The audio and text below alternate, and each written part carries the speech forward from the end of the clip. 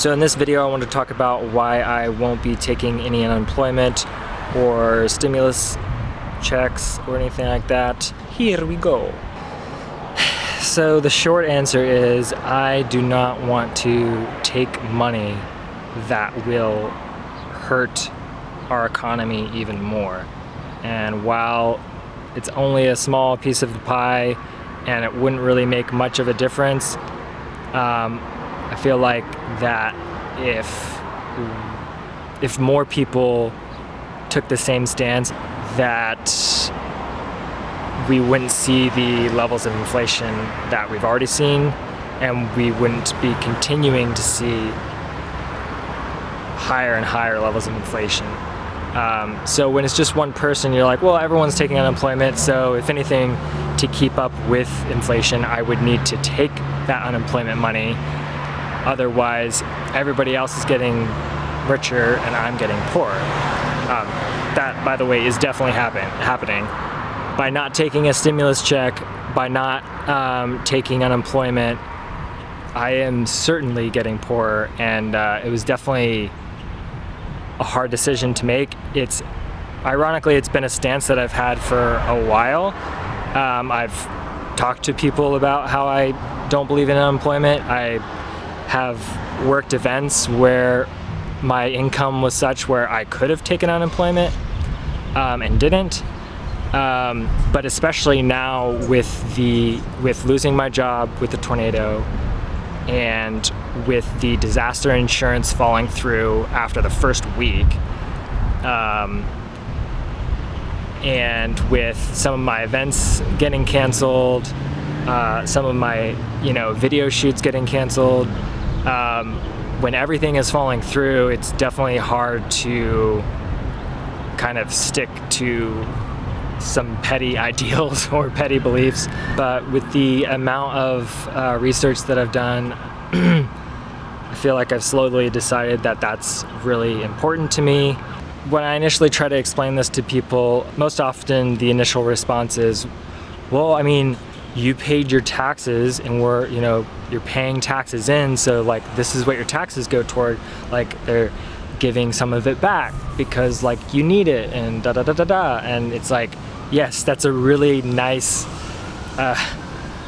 idea, and wouldn't it be wonderful if that's actually how it worked? But what's actually happening is they're taking in taxes. Yes, they will get that money, but when something like COVID happens and they need to provide a stimulus, they're not dipping into their own pockets. Good old Uncle Sam is not giving you some of his money. He's not giving you the money that you paid him in taxes. They are printing new money. So it costs them absolutely nothing to give you this stimulus. But the stimulus is just like a drug. It's meant to stimulate. It's not meant to sustain because it's not the real thing. The real thing is the time and effort that it takes for us to go out and create an economy through goods and services, through actual hard work. And so we think that the government is giving us money, but it's actually robbing ourselves. We are pumping this stimulant into our bodies, and it feels amazing. Or at the very least, it just numbs the pain of not having income during a pandemic, during a financial crisis. When your body feels pain, your body's trying to tell you there's something wrong, and when you feel financial pain, the economy is trying to tell you that something's wrong. And so you don't get the full natural response to that if you're constantly numbing it. That money is not you getting your taxes back. You are getting fresh new money that is being injected into the economy that dilutes the purchasing power of all the money that you've ever made and all the future money that you will ever make. It'll be if there's twice as much money printed, it'll be twice as hard to regain the same amount of purchasing power that you had before that injection of money. The stimulus package that was thrown together was upwards of $7 trillion.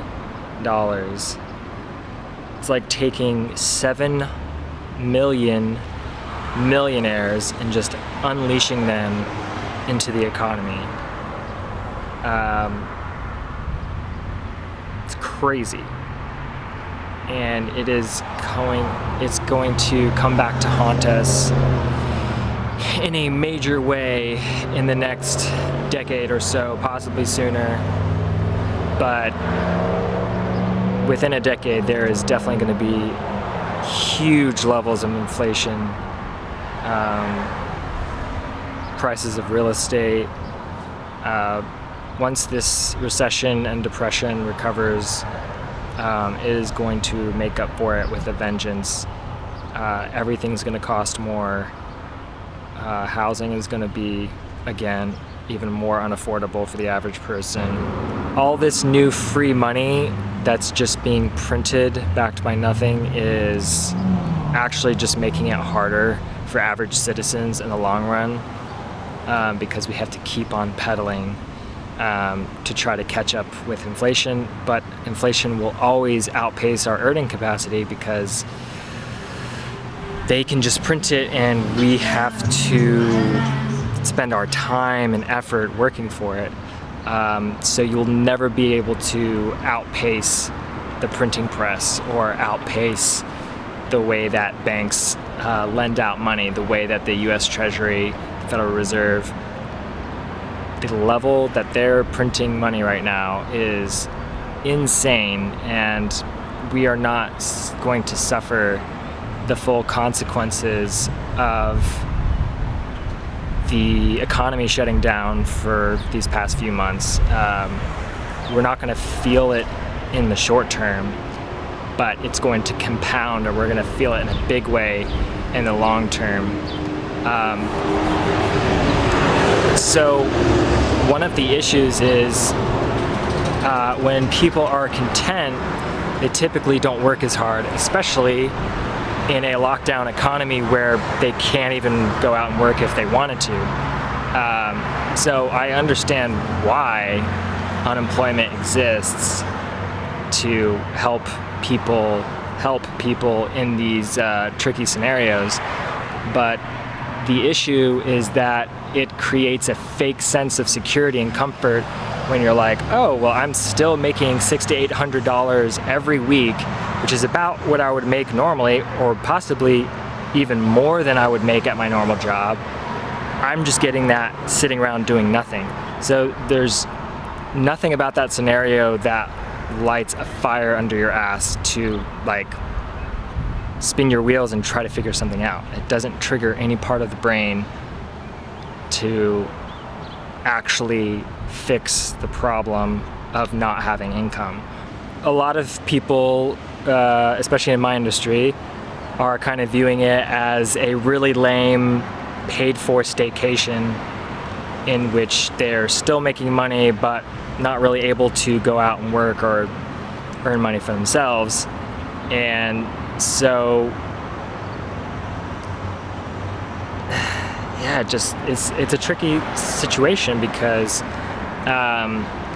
everybody just thinks that they're taken care of with this new money, and they're right. In the short term, that is going to help them get to the next, paycheck to be able to cover their bills and to be able to continue their quality of life in the short run.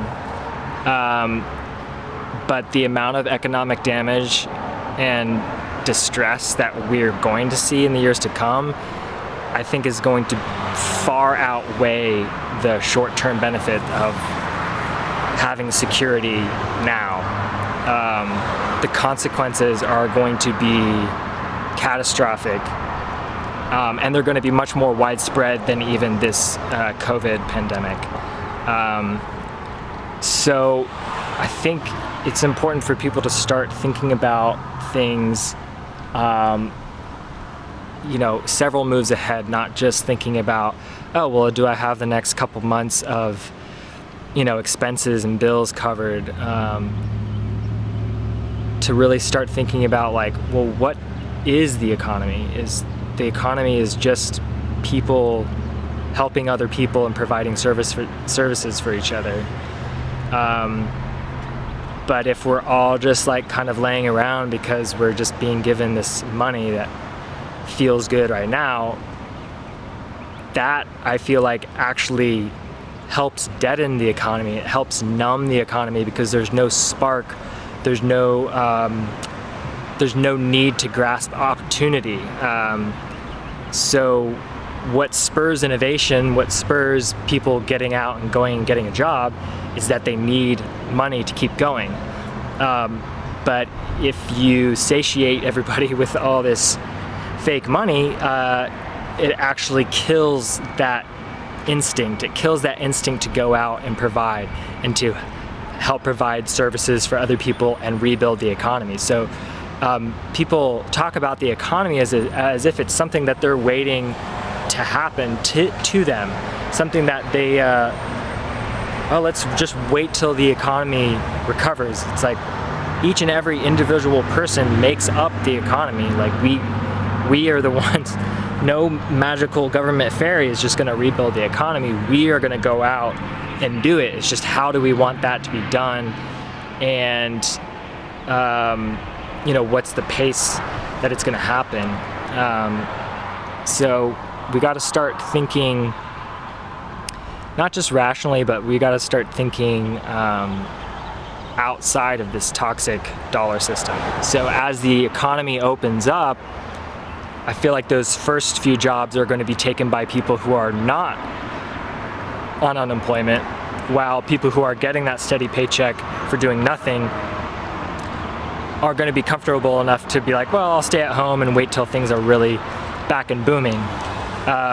So I think part of the issue is, though, especially in the restaurant industry, the service industry, is a lot of these businesses are already going out of business, have had to fire all their people, are really scaling back their amount of customers and orders, and even their capacity to host people inside their restaurant.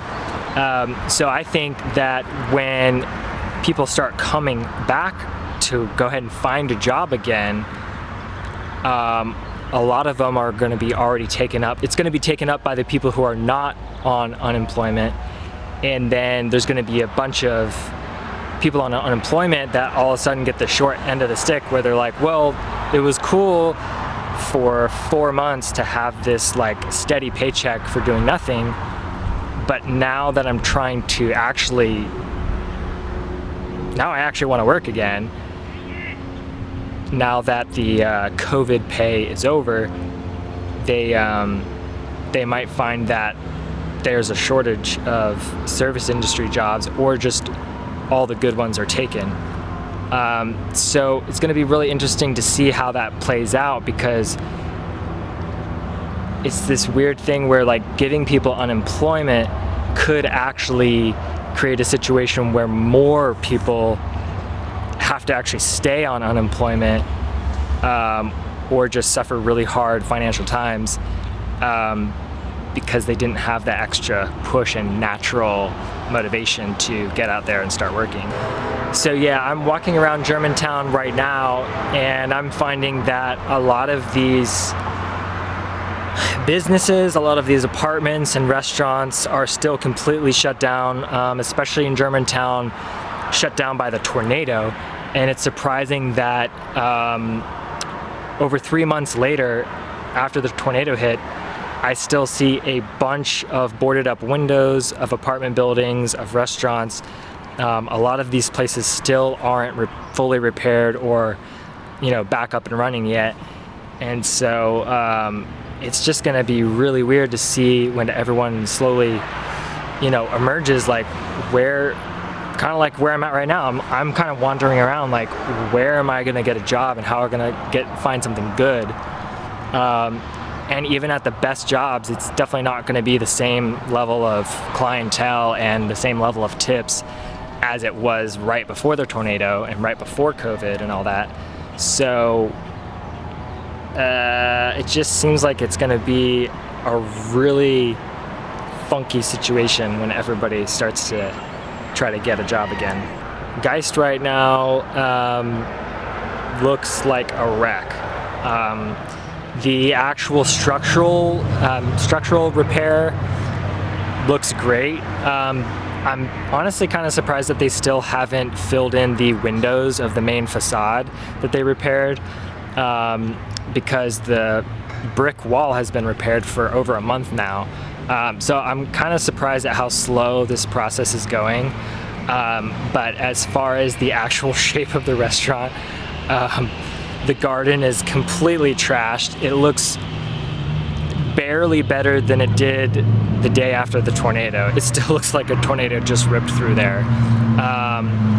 And the inside of Geist, I can only really peek through a window, but it doesn't look much better in there. So, well, it's over 3 months later, and it looks like Geist is still nowhere near being ready to get back to work. It's definitely a wreck.